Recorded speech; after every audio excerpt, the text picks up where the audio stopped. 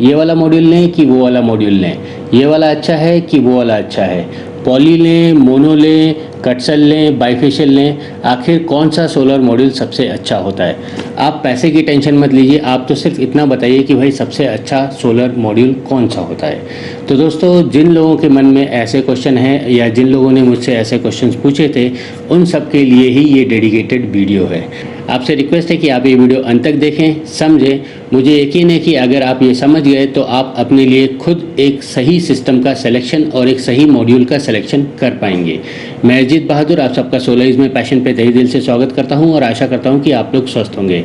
दोस्तों, आप लोगों की जानकारी के लिए मैं बता दूं कि इस चैनल के ऊपर हम सिर्फ और सिर्फ सोलर से ही रिलेटेड इन्फॉर्मेशन लाते हैं, और वो भी बेसिक्स एंड फंडामेंटल्स को लेके। देयर इज़ नो झोलझाल, देयर इज़ नो शॉर्टकट और देयर इज़ नो जुगाड़बाजी। यहाँ पे जो भी हम बताते हैं वो बेसिक्स एंड फंडामेंटल्स के हिसाब से ही बताते हैं। तो आप में से जो लोग इस इंडस्ट्री में काम कर रहे हैं या इस इंडस्ट्री को ज्वाइन करने में इंटरेस्ट रखते हैं, उनसे रिक्वेस्ट है कि आप इस चैनल को सब्सक्राइब भी कर सकते हैं।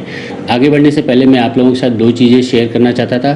पहली बात है कि हम लोगों ने भी एक online live training session start किया है। ये 100 days 100 topics 100% solar ready training programme है। आप में से जो लोग इस सोलर इंडस्ट्री में अपना करियर बनाना चाहते हैं तो ये उनके लिए एक सही पैकेज है। और दूसरी बात, जो लोग ऑलरेडी इस इंडस्ट्री में काम कर रहे हैं वो लोग इसके बारे में जानते ही होंगे। ये है ओरिजिनल कट सेल्स, ये डेमो और प्रेजेंटेशन के लिए खास बनाया है। अब इसे आप कैसे ले सकते हैं ये वीडियो के मैं अंत में बताऊंगा। सबसे पहले हम चल लेते हैं, समझ लेते हैं कि भाई ये जो सोलर मॉड्यूल्स हैं या जो सोलर पैनल्स हैं या जो सोलर प्लेट्स जो आप बोलते हैं, उसका कैसे सिलेक्शन किया जाता है। तो दोस्तों, इस वाले वीडियो में मैं आपको 4 तरीके बताऊंगा।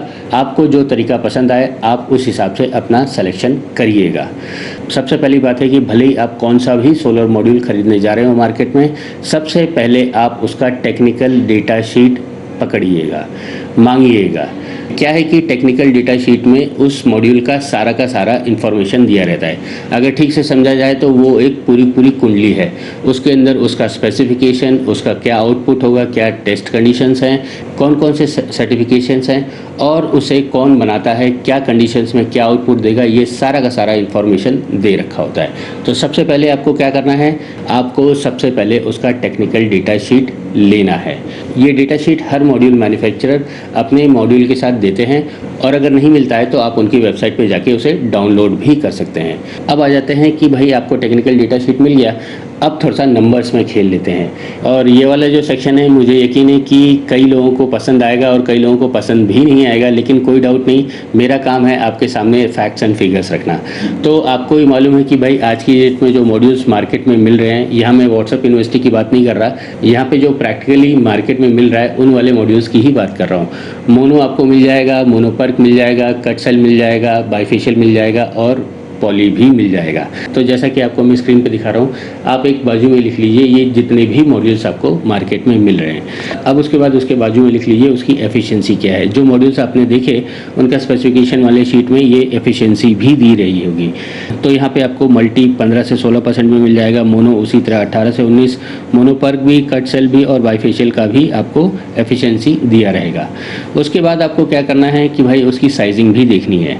तो ये जितने भी मॉड्यूल्स 300 से 380 वॉट पीक के बीच में आज की डेट में मिल रहे हैं, उसका जो स्टैंडर्ड साइज़ है वो 1 मीटर बाई 2 मीटर के बीच में ही मिल रहा है। और वहीं आपको उस मॉड्यूल की वॉटेज भी मिल जाएगी कि भाई वो कितना वॉटेज प्रोड्यूस करेगा अंडर स्टैंडर्ड टेस्ट कंडीशन। तो आप लोगों के लिए मैंने होमवर्क कर दिया है। यहाँ पे मल्टी जो आपको है 300 से 330 वॉट पीक के बीच में मिलेगा, ये मैं यहाँ पे लिख देता हूँ। आपको जो मिल रहा होगा आप वो लिख दीजिएगा, सेम मोनो का, सेम मोनोपर्क का, कटसेल का भी और बाइफेशियल का भी। तो जितना वॉटेज उस टेक्निकल डेटा शीट में लिखा हुआ है आप उसे लिख दीजिएगा। अब आ जाते हैं कि भाई एक्चुअल में क्या है। अब लिख लेते हैं कि भाई 3 किलोवाट को 9 मॉड्यूल ही लेते हैं तो मल्टी में लग जाएगा 9 मॉड्यूल्स के हिसाब से 2970 वॉट पीक निकलेगा। मोनो में अगर 9 मॉड्यूल्स इस्तेमाल करते हैं 360 के तो वो हो जाएगा 3240 watt peak. Mono PERC 9 module 3420 300 watt peak के मॉड्यूल इस्तेमाल हुए हैं। और कट सेल्स की बात करेंगे तो 390 के हिसाब से 9 मॉड्यूल्स जनरेट करेंगे 3510, वहीं बाइफेशियल भी 3510। और जैसा कि हमने शुरुआत में बताया था कि भाई जो एरिया है या जो साइज़ है वो 1 मीटर बाई 2 मीटर है, और हमने यहाँ पे जो लिया है वो 9 मॉड्यूल्स हैं, यानी कि टोटल 9 मीटर्स बाई 2 मीटर्स का एरिया लगेगा। तो अब यहाँ पे बात आती है क्या है कि भाई कई लोग बोलते हैं कि भाई मेरी मॉड्यूल की एफिशिएंसी ज़्यादा है, मेरा एफिशिएंसी ज़्यादा है, इसकी एफिशिएंसी ज़्यादा है, उसकी एफिशिएंसी ज़्यादा है। तो अब यहाँ पे आपको समझ आ जाएगी भाई एफिशिएंसी का डायरेक्ट मतलब क्या होता है। तो आप ये ठीक से अब समझ लीजिए। अब जो आउटपुट वाला कॉलम लिख लेते हैं, हमने मॉड्यूल सेलेक्ट कर लिया, हमने उसका नंबर्स भी सेलेक्ट कर लिया, हमने टोटल आउटपुट अब देख लेते हैं। मल्टी यानी कि जो पॉली वाला मॉड्यूल से हमने इस्तेमाल किया था तो वो निकालेगा 2.970 किलोवाट, और उसी तरह मोनो 3.24, मोनो पर भी 3.42, कट सेल 3.5, बाईफेशियल 3.5। तो यहाँ पे ये टोटल आउटपुट निकलेगा जितना आप मॉड्यूल्स निकालेंगे। एफिशिएंसी का आप डायरेक्ट आप मतलब समझ गए होंगे, या एक और बार मैं आपको समझा देता हूँ कि भाई जितना आपने लगाया उतना ही आउटपुट मिल रहा है। एफिशिएंसी का मतलब ये नहीं है कि भाई आपको ज़्यादा मिलेगा। आप 1 किलोवाट का लगाएंगे 1 किलोवाट का आउटपुट मिलेगा, 2 किलोवाट का लगाएंगे तो 2 किलोवाट का ही आउटपुट मिलेगा। फ़र्क सिर्फ कहाँ पड़ रहा है? एरिया में।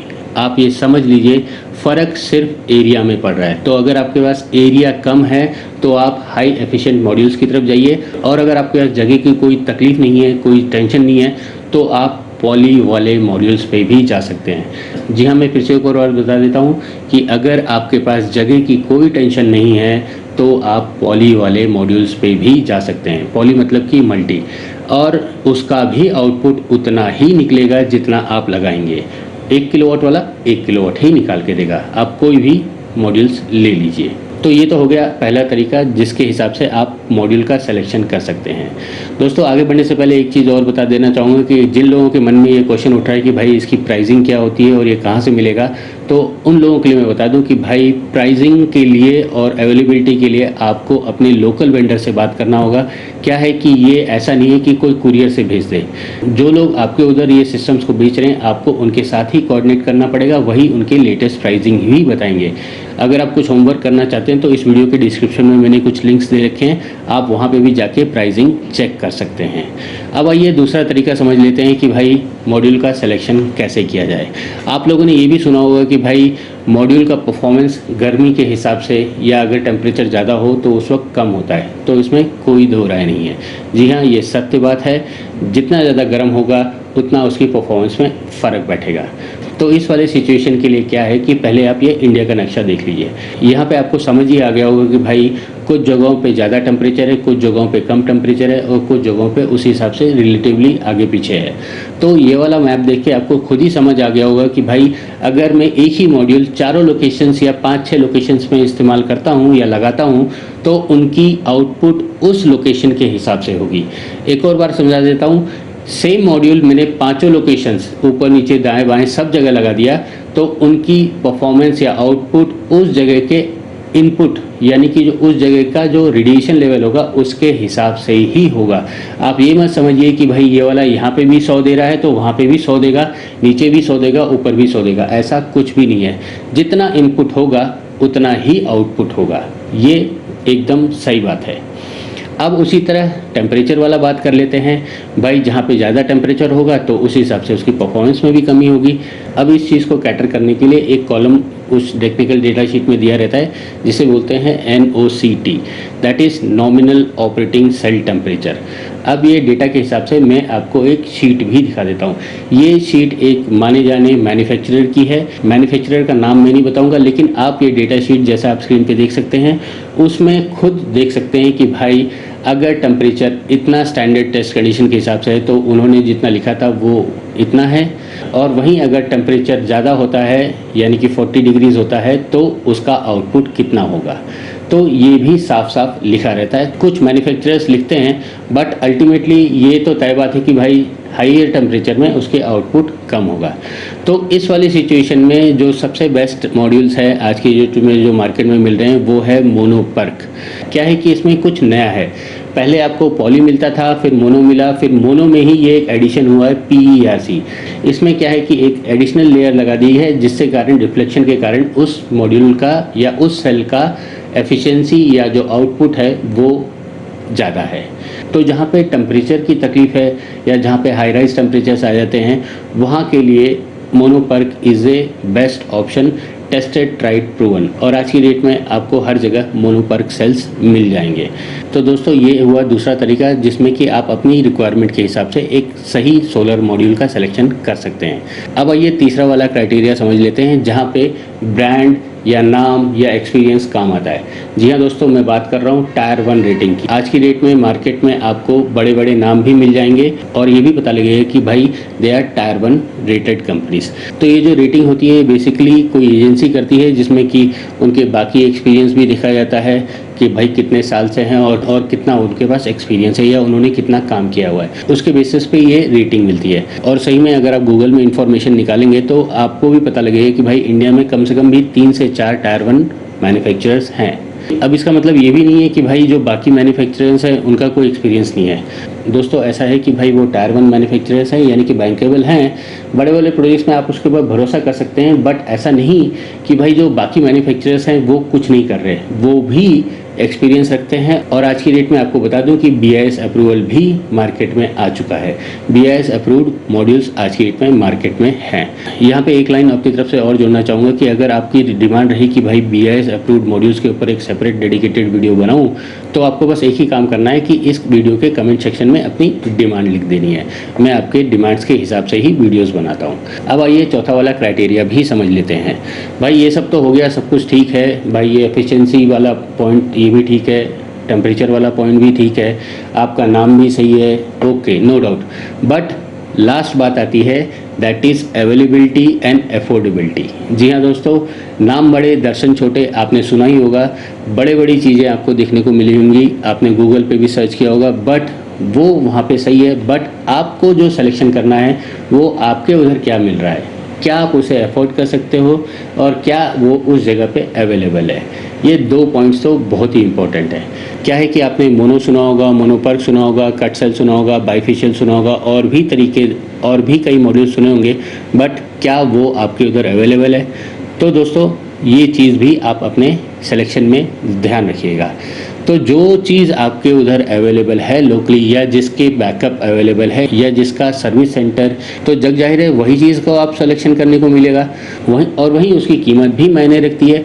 तो जो आपको सही लगे, इन सब जितने भी क्राइटेरियाज मैंने बताए और आपके बजट में बैठे, आप उसी मॉड्यूल्स का सिलेक्शन कर सकते हैं।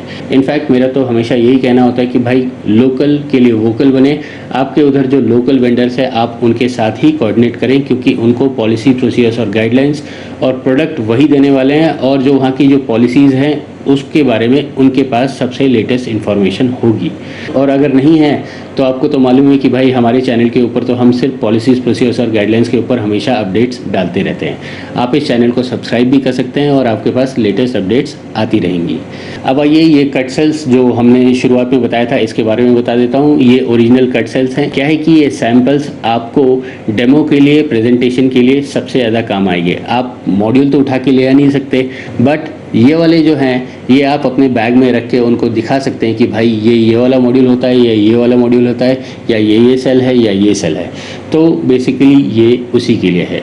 आपको बस करना क्या है, आपको हमारी वेबसाइट solarismypassion.com के ऊपर जाना है। वहाँ पे जो शॉपिंग कार्ट है उसमें ये सारी चीज़ें अवेलेबल है।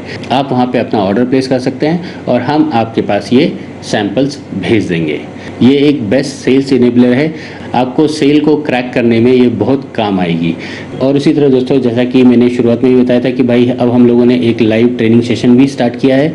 तो जो लोग इस इंडस्ट्री में काम करना चाहते हैं, अपना करियर बनाना चाहते हैं, वो स्क्रीन पे दिए हुए नंबर के ऊपर व्हाट्सअप कर सकते हैं। मैं उनके साथ वो पूरे ट्रेनिंग डिटेल्स को शेयर कर दूंगा। और हाँ, ये लाइव ट्रेनिंग सेशन है तो यहाँ पे सीट्स भी लिमिटेड हैं। First come first serve basis पे ये स्टार्ट होगा। तो दोस्तों आशा करता हूँ कि जो भी ये चारों क्राइटेरियाज मैंने आपको बताए वो आपको समझ आए होंगे। आपको जो क्राइटेरिया समझ आता है या आपको जो फिट बैठता है, आप उस क्राइटेरिया के हिसाब से मॉड्यूल का सिलेक्शन कर लीजिएगा। ये वीडियो ख़त्म करने से पहले आपसे बस एक ही रिक्वेस्ट है कि अगर आपको ये वीडियो अच्छी लगी है तो आप इसे दूसरों के साथ शेयर और इस वीडियो को लाइक ज़रूर कर दीजिएगा। मैं अजीत बहादुर आप सबका ये वीडियो देखने के लिए धन्यवाद देता हूँ। मिलते हैं नेक्स्ट वीडियो में नए टॉपिक के साथ। तब तक आप इंजॉय कीजिए the supreme source of energy, solar energy. जय हिंद।